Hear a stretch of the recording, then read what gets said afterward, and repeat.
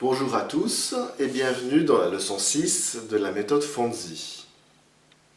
Aujourd'hui, nous nous occupons de la course de l'archet sur les cordes et à une règle importante du violon qui est celle d'avoir l'archet en permanence parallèle au chevalet.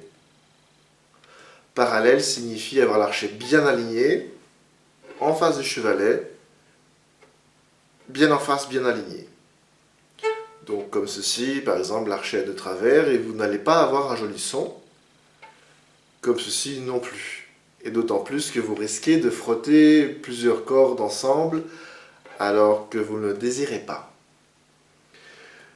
Il y a un geste à acquérir pour le jeu du violon.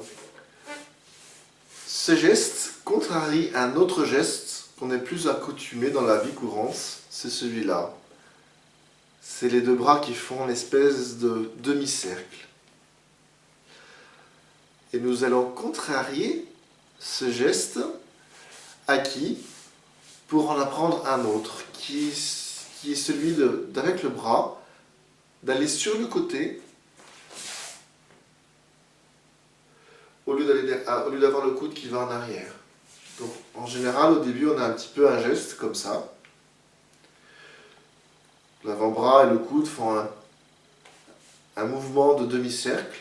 Et nous allons essayer d'avoir le coude qui reste à sa place et juste l'avant-bras qui va bouger pour tendre le bras.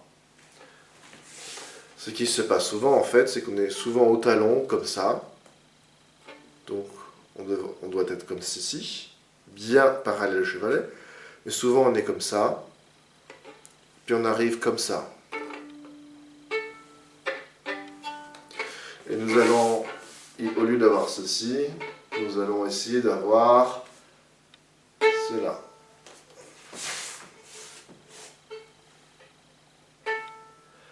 Alors nous avons vu la sauterelle la fois dernière, et je vous recommande de continuer à la faire. Talon, pointe. Au moment où vous revenez au talon, il faut tâcher de revenir et de regarder le chevalet pour replacer la main assez près du chevalet.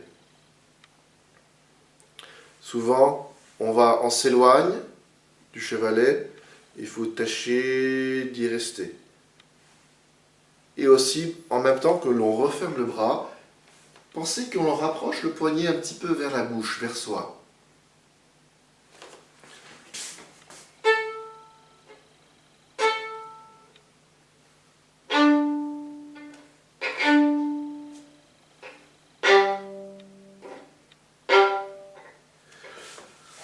Aidez-vous sur un miroir, vous pouvez mettre l'archet à la pointe et vous regardez dans le miroir. Si votre archet est bien parallèle au chevalet et perpendiculaire au violon.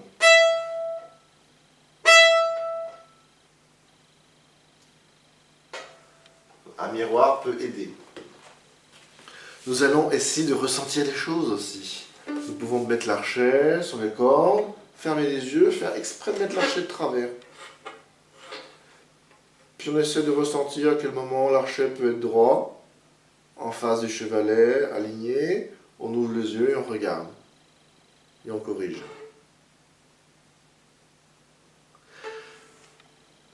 Voilà le geste qu'il va falloir acquérir au fur et à mesure. Ça ne va pas se faire du jour au lendemain, mais au fil des leçons. Si nous caressons les cordes en partant du talon, nous allons fixer un point par rapport au chevalet et à la touche, un point de contact. On caresse les cordes. On fait attention au coude à ce qu'il ne soit pas derrière et à rester sur le même point. On va tirer de là. Alors, dans un premier temps, il vaut mieux séparer les gestes. Donc on ne fait que tirer les cordes. Tirer sans partant du talon.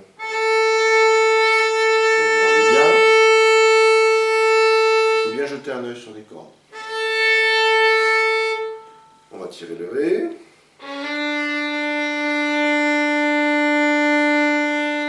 On se soulève l'archet de la corde, on fait un petit geste retour au talon et on peut tirer le sol.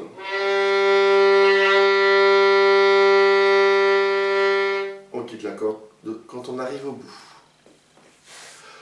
Le pousser est très bien pour orienter la direction de l'archet. Vous posez bien l'archet parallèle au chevalet, bien perpendiculaire au violon, vous avez un miroir, et vous poussez. Arrivé au talon, vous faites un petit cercle avec le bras et vous revenez à la pointe. Et vous recommencez. Regardez bien les cordes pour avoir l'archet qui reste à son point de contact.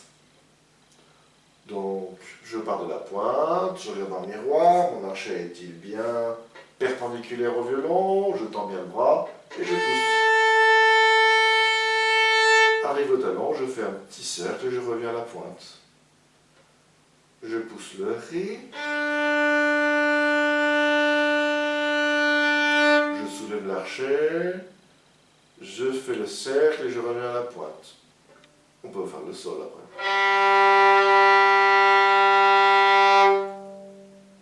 Je repose à la pointe. Et comme ceci, plusieurs fois de suite. Vous pouvez aussi poser l'archet au milieu et tirer et pousser, cette fois-ci le pousser à la suite du tirer avec une petite longueur.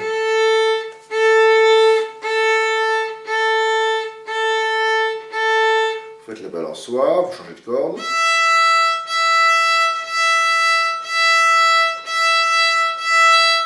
On va se lever en faisant la balançoire. Quand vous commencez à aller toujours dans le sens tiré, en général, les démarrages vont être dans ce sens.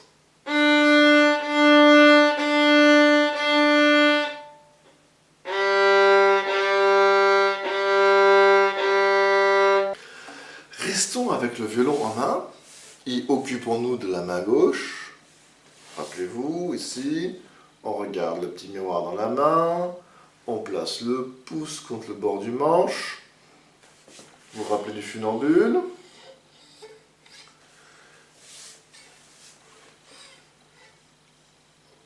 Quand on ne pose pas les doigts, la corde est dite vide, corde à vide. Par exemple, je joue le mi, je ne pose pas de doigts. Maintenant, je vais poser le doigt en faisant la petite boucle de la dernière fois. Vous pouvez essayer de glisser.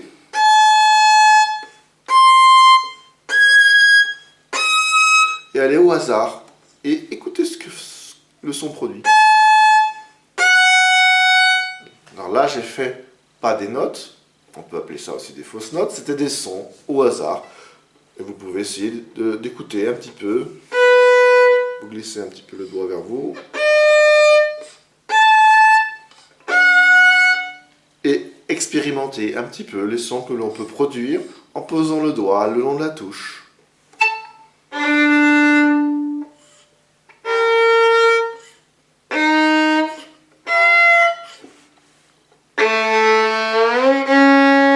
Vous pouvez aussi jouer et glisser. Si vous y parvenez, c'est pas une mauvaise chose, c'est une très bonne chose. Après cela, nous allons essayer de faire quelque chose de bien encadré, de bien déterminé. Nous allons chercher une note, une vraie note. Et il y a une chose que vous pouvez faire, c'est rechercher sur une corde la même note que la note aiguë à côté voisine à vide. Alors, par exemple, je joue le mi corde à vide. Je joue le la,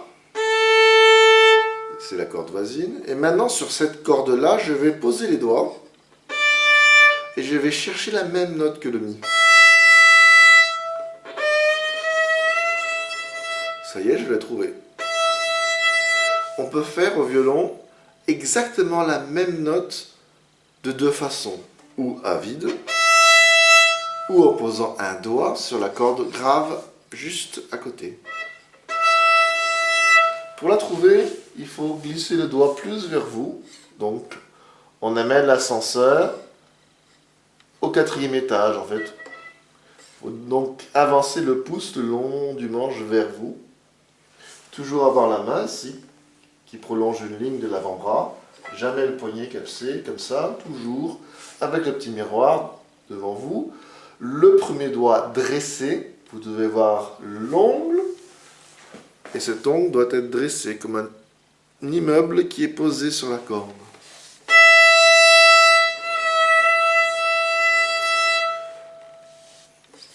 On peut faire cela avec le La. On joue le La, corde à vide. Et vous essayez de chercher la même note sur la corde grave à côté, c'est-à-dire sur le Ré. Ça y est, je l'ai trouvé, écoutez bien. C'est le même. Et nous pouvons faire la même chose avec des Ré. Corde à vide. Premier doigt sur la corde de Sol.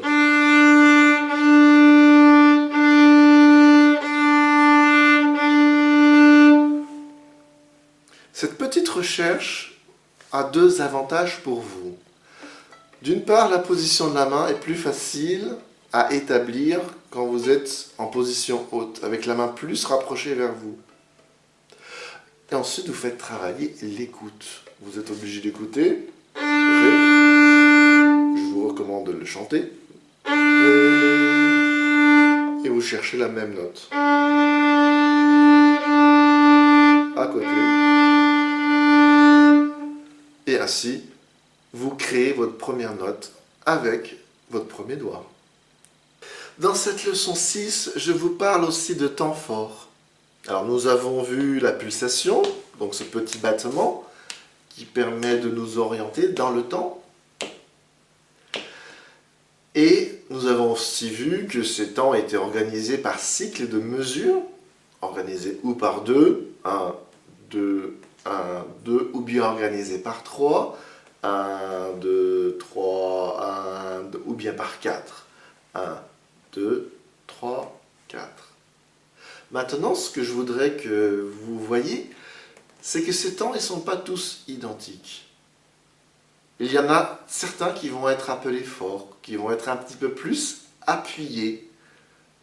On dit souvent que ça correspond au geste du pas du danseur, quand il pose le pied. Ce temps fort va être un point d'appui. Ce point d'appui, toujours sur le premier temps d'abord. Si nous sommes à 2 temps, nous avons un point d'appui et un deuxième temps qui va être plus léger, qu'on va appeler faible. 1, 2, 1, 2. Si vous avez 3 temps, avec 3 temps, il y a un fort et 2 faibles. 1, 2, 3. 1, 2, 3.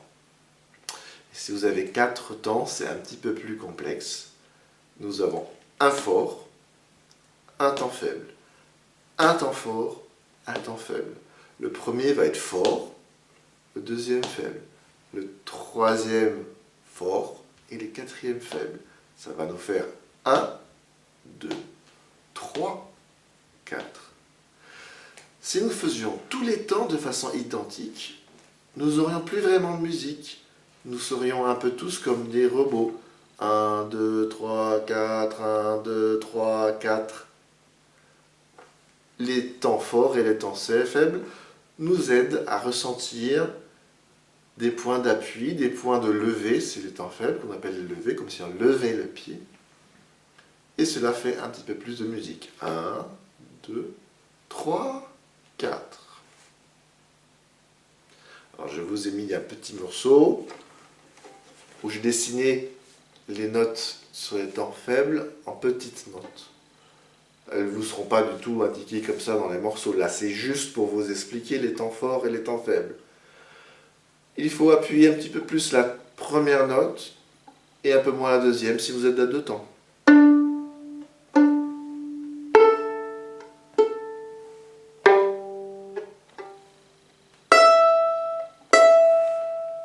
à 3 temps, le 1 un peu plus appuyé et les deux autres moins.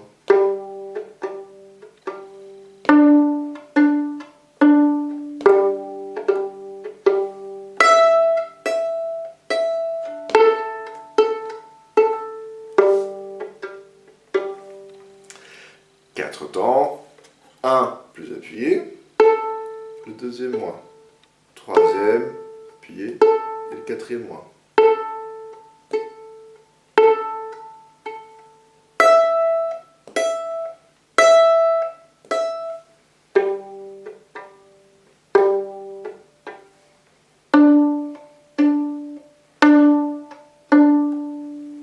Et enfin, pour terminer la leçon 6, un petit morceau qui va contribuer à vous aider à avoir une bonne pulsation. Il s'appelle le réveil matin. Vous savez que les réveils matins font en général des petits tic-tac, tic-tac, tic-tac. Et ce tic-tac va être la pulsation de notre morceau. Vous avez des soupirs, des demi-pauses. Et la première voix se répond à la deuxième. Vous pouvez trouver ce petit morceau enregistré dans l'onglet leçon 6 de mon site internet, la méthode Fonzi. Je vous souhaite un bon travail et vous donne rendez-vous à la leçon 7.